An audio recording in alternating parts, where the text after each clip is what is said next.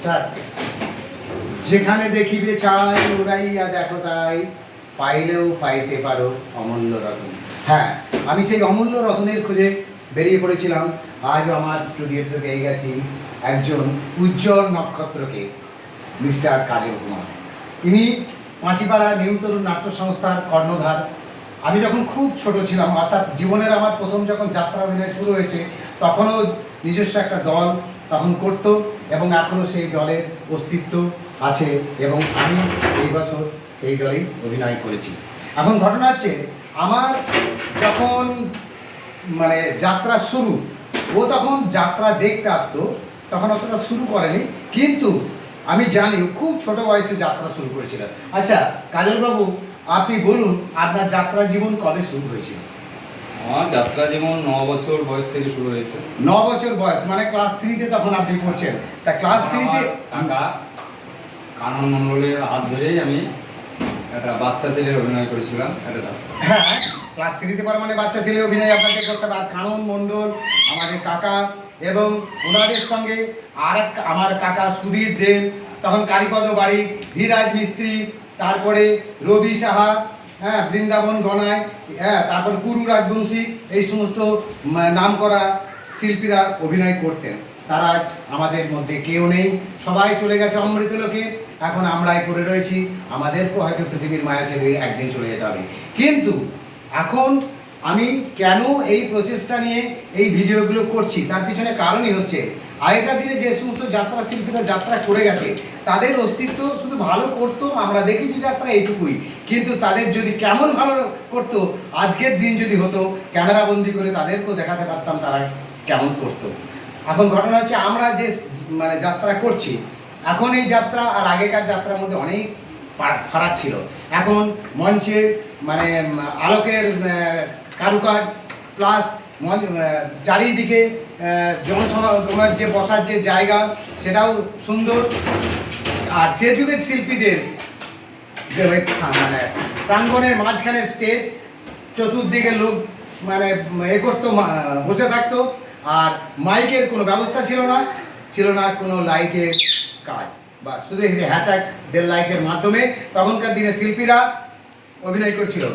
আমি মনে হয় আপনি যখন ছোটবেলায় যাত্রা করেছেন, নিশ্চয় আলোকের মধ্যে প্রায় দেড় লাইটের যাত্রাটাই করেছিলেন। না, আমি কিন্তু লাইটে করি নাই। ঠাম্মির কাছে যাও। আমি যেদিন থেকেই যাত্রা নাটক শুরু করেছি, তখন থেকেই কিন্তু এই লাইটগুলাই জেনারেটর লাইট শুরু হয়েছিল। যাক, আমার কিন্তু জীবনটা ওই দেড় লাইট দিয়ে শুরু হয়েছে। হ্যাঁ, আমার জীবনে দেড় লাইট দিয়ে করেছি। রোমান্তুম প্রিয়া দেড় লাইটের যাত্রা হয়েছিল, 175 টাকা সাদা। এখন ব্যাপার হচ্ছে, ওই প্রসঙ্গটা আমি বাদ দিলাম না। আচ্ছা আপনি বলুন, এখন যে এখনো পর্যন্ত এই অভিনয়টাকে ধরে রেখেছেন, এই ধরে রাখার পিছনে এই ছোট থেকে যাত্রার প্রতি একটা আনুগত্য প্রকাশ, যাত্রাকে ভালোবাসা, সেই জন্যই তো আজ অব্দি আপনি যাত্রাটা করতে পারছেন। তা আপনি জীবনে কতগুলো বই করেছেন? আমি জীবনে 60-70টা বই করেছি। 60-70টা, এক্সিলেন্ট। তার মধ্যে ঐতিহাসিক বই বেগমার সন্তানা, দেবী সুলতানা, হুমায়ুন প্রিয়া, এরকম আরও অনেক বই আমি করেছি। কারণ আমার শুরুই হয়েছিল ঐতিহাসিক বই দিয়ে। আচ্ছা, আমার প্রথম পৌরাণিক বই প্রথম গঙ্গাপুত্র দৃশ্য, তারপরে গান্ধারী জননী, তারপরে নরনারায়ণ, এরকম বই অনেক করেছি। আচ্ছা, আর সামাজিক বই অজস্র। সামাজিক বই তো অজস্র। আমি সংলাপের শেষের দিকে আসবো। এখন আপনাকে এই যাত্রা, বর্তমান যাত্রা সম্পর্কে কিছু কথা আমি জিজ্ঞাসা করবো। আপনি যে একজন দল পরিচালক, এই দল পরিচালনা করতে গিয়ে আধুনিক যুগে অভিনেতাদের কাছ থেকে কতটা দুঃখ পান? অনেকটা। কারণ তারা এখনকার অভিনেতারা দলকে ভালোবাসে না, তারা নিজের চরিত্রটা করার জন্যে সব সময় এগিয়ে যায়। যে দলটা, সংগঠনটাকে টিকিয়ে রাখতে হবে, একটা দল করতে গেলে অনেক ধৈর্য, সহ্য, অনেক কিছু চাই, ত্যাগ চাই, কিন্তু সেই ত্যাগটা তাদের মধ্যে না। ঠিক বলেছেন। হ্যাঁ। আচ্ছা, ব্যাপার হচ্ছে, আপনি কি সেই নতুন অভিনেতার দিকে বা যে এই ধরনের অভিনেতার দিকে কিছু একটা বার্তা দেবেন? অবশ্যই। কি বার্তা দেবেন? কারণ হচ্ছে, এই যে যাত্রাটা হচ্ছে একটা লোক সংস্কৃতির একটা অঙ্গ। হ্যাঁ। এবং এই যাত্রার মাধ্যমে মানুষকে অনেকটা এগিয়ে নিয়ে যেতে পারে, যদি সে ধৈর্য ধরে এই গল্পটাকে শোনে, হুম, তাহলে মানুষ অনেকটা এগিয়ে যায়। হ্যাঁ, কারণ এটা রামকৃষ্ণদেব এবং আমাদের গিরিশ ঘোষ, হ্যাঁ, এনারা এই জিনিসটা এনেছিলেন এইটা মানুষকে শিক্ষা দেওয়ার জন্য। কিন্তু সেইটা এখনকার শিল্পীরা অনেক সেইটাকে নেয় না। নেয় না। হ্যাঁ।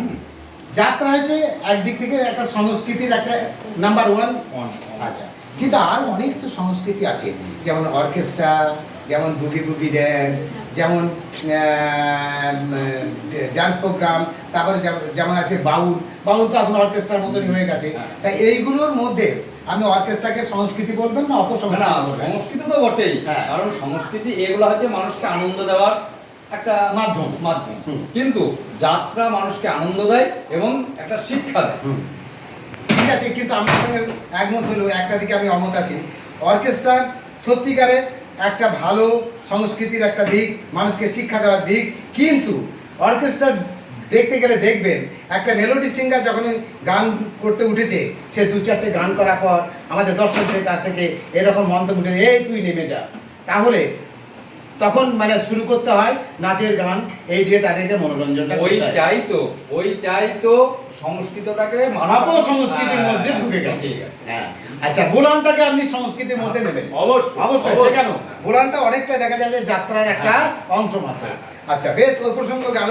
এখন ব্যাপার হচ্ছে আপনি জীবনে যে ঐতিহাসিক বই করেছেন, আপনি পৌরাণিক বই করেছেন, গঙ্গাপুত্র ভীষ্ম, আমার অন্তরে এখনো মানে জল করছে। আপনি সেই ভীষ্মের একটা সংলাপ আমাকে শোনান। হ্যাঁ, তার আগে বলি, ওই গঙ্গাপুত্র ভীষ্ম দিয়েই কিন্তু আমার যাত্রার, আমি যখন প্রাপ্তবয়স্ক হয়েছি, যখন আমি মাধ্যমিক দেবো, সেই সময়তে আমি পড়েছিলাম। তা সেই সময় আমি গঙ্গাপুত্র ভীষ্মতে শাল্যরাজের ভূমিকায় অভিনয় করেছিলাম। দ্বিতীয়বারে কিন্তু আমি ওই বই ভীষ্মদেবের চরিত্রে আমি অভিনয় করেছি। এবার আপনি কোনটা শুনতে চান? আপনি শাল্যরাজ থেকেও আমার মনে দাগ কেটে আছে ভীষ্মের সংলাপটা। শাল্যরাজটা পরে শুনবো, আগে বলুন ভীষ্মের ডায়লগটা। আচ্ছা, তাহলে ভীষ্মের ডায়লগটা শুরু করি। এবং ভীষ্মের এই ডায়লগের মাধ্যমেই আপনি দেখতে পাবেন ত্যাগ তিতিক্ষাটা এর এই সংলাপের ক্ষেত্রেই সমাজকে শিক্ষা দিয়ে গেছেন। হ্যাঁ, বলুন। শান্ত হও পিতৃরূপী মোর ভগবান, স্বর্গ হতে বড় তুমি সর্বধর্মসার। জীবনের যাত্রা পথে জানিয়াছি শ্রেষ্ঠ সুখ ত্যাগ ও পরহিতে। কুমার দেবব্রত ওই হেরো ব্যাকুল দেবতা, ঊর্ধ্ব হতে চাহে মোর পানে, পদতলে সর্বাংশহরিশ্বর ধরণী। জগতের ঋষিকুল চারিছে ত্যাগ মন্ত্রধ্বনি, মেঘস্তর ভেদে বৈকুণ্ঠালোকে তুলিয়াছে মহালগন। কোথা তুমি জননী জাহ্নবী, শক্তি দাও হৃদয়, অটল সুমের সম করমাগ প্রতিজ্ঞা পালনে। সাক্ষী থাকে দেবতা নিকট, সাক্ষী থাকে চন্দ্র সূর্য তারা, ঐক্যের সর্বসুখ দিল বিসর্জন। আজই হতে ব্রহ্মচর্য করিলাম সার, এই জীবনে ভাজ্যাকে হল নিজের আমার। আজই হতে পৃথিবীর সমস্ত রমণী জননী আমার। বাহ, আপনি সেই মাধ্যমিকের পরীক্ষার পর আপনি এই বইটা করেছেন, এটা অনেক বছর আপনার মনে যে এখনো স্মৃতির পাতায় এইভাবে স্নান করে আছে, এটা আপনি জীবনে ভুলতে পারবেন না। আচ্ছা, এরপরে আমি আসবো আপনার ঐতিহাসিক বইয়ে। ঐতিহাসিক বইয়ে আমি কিন্তু আপনার অভিনয় দেখেছি দেবী সুলতানাতে। দেবী সুলতানা ধূর্যটি মঙ্গল অভিনয় আমি দেখেছি। ধূর্যটি মঙ্গলের একটা সংলাপ আপনি শোনান। ধূর্যটি মঙ্গল। এই আব্বাসীদের রাতে যখন তাপসীরা ফুল তুলে দেয়, রাবেয়ার হাতে রেবা চাই নাই, সত্যবীরের সেন নেই, ঠিক তখন এবার জগতের দেবতাই তুই জাহান কোষে কাবান। রামের রহিমের ভালোবাসার ধন নেই, ধনমন্দতার বিষয়ের ছবল মারে। হে ঈশ্বর, তুমি কেন দেখতে পাও না? তবে কোথায় তোমার অমৃত মধুর করা ভয় বাণী? যদা হি ধর্মস্যৌ গ্লানির ভবতি ভারত, অভ্যুত্থান মধর্মস্যৌ তদাত্মানম সৃজাম্যহম, পরিত্রাণায় সাধুনাং বিনাশায় চ দুষ্কৃতম, ধর্ম সংস্থাপনার্থায় সম্ভবামি যুগে যুগে। ভোলার নয়, আমরা কোনোদিন ভুলতে পারবো না। হ্যাঁ, আপনার এই অভিনয় জীবন যেন কোনোদিন শেষ না হয়। সে খাবে না।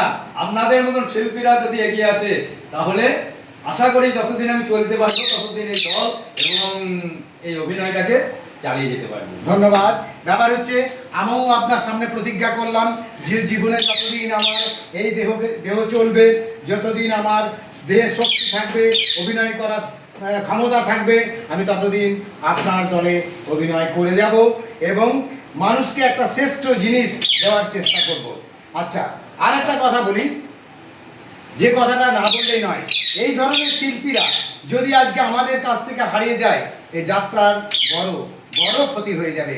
তাই এদেরকে বাঁচিয়ে রাখার একমাত্র প্রয়াস আমি নিয়েছি এই আমার মা দুর্গা গ্রামীণ যাত্রা চ্যানেলের মাধ্যমে।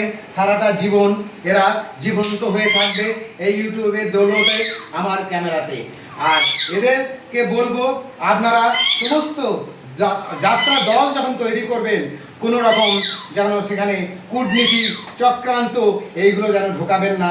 সকলকে মানে অভিনয় করার সুযোগ দেবেন, নতুনদের মানে স্বাগত জানাবেন।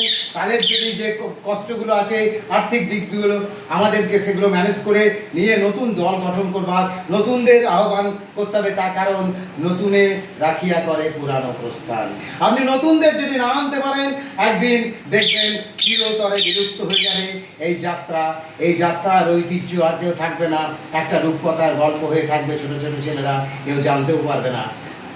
যাক, আপনার এই প্রচেষ্টাকে আমি সত্যিই খুব সাধুবাদ জানাই। দেখি আপনি যে এইটা করছেন এবং বহু পুরনো শিল্পীকে নিয়ে তাদের সত্তাটাকে বাঁচিয়ে রাখছেন, এটা আমি খুব খুব আনন্দিত। থ্যাংক ইউ, ধন্যবাদ। শুধু আপনাকেই নয়, পুরনো দিনে যারা এখনো শিল্পী এখনো জীবিত আছেন, অথচ যাত্রা গান করতে পারেন না, তাদের কাছেও আমি ছুটে যাব, তাদেরও সেই সংলাপকে নেব। তাদের সেই দিনের যাত্রার অভিজ্ঞতা আর বর্তমান যাত্রার অভিজ্ঞতা ফারাক কতটা, তাদের কাছ থেকে জানবার চেষ্টা করব। তারা জীবনে কত বই করেছে সেটা জানার চেষ্টা করব। তখনকার যুগে দল তৈরি করতে গেলে কতটা তাদেরকে মানে ঝুঁকি নিতে হতো সেটা জানার চেষ্টা করব। তাহলে বর্তমান যুগের সমস্ত ইয়াং জেনারেশনকে আমি সাধুবাদ দেব যে তোমরা এগিয়ে এসো, বাংলার এই যাত্রা শিল্পকে বাঁচাবার চেষ্টা করো। না হলে আমাদের বিশ্বতটিয়া অন্নপূর্ণা পূজার ঐতিহ্য হচ্ছে একমাত্র যাত্রা, সেটা বিলুপ্ত হয়ে যাবে। দেখা যাবে যে মায়ের অন্নপূর্ণা পুজোর পরের দিন মহোৎসব দিয়ে মাকে বিসর্জন দেওয়া হচ্ছে। কিন্তু এখনো পর্যন্ত বছরে 5 থেকে 6 রাত্রি যাত্রা গানের অনুষ্ঠানের আয়োজন করা হয়। প্রত্যেকটা দল তাদের দক্ষতা এবং যাত্রা যে প্রতিভা তার মধ্যে আছে সেটা প্রকাশ করার চেষ্টা করে। আমি সর্বশেষভাবে কাজলবাবুকে বলবো, আপনার মধ্যে যে প্রতিভা লুকিয়ে আছে আগ্নেয়গিরির আভার মতো ছড়িয়ে দেবেন আমাদের এই মঞ্চে, যেখানে যুগ যুগ মানুষের করতালিতে আপনাকে উদ্দীপনা জাগাবে নতুন দিনে বাঁচার প্রেরণা। এই বলে আমার সাক্ষাৎকার।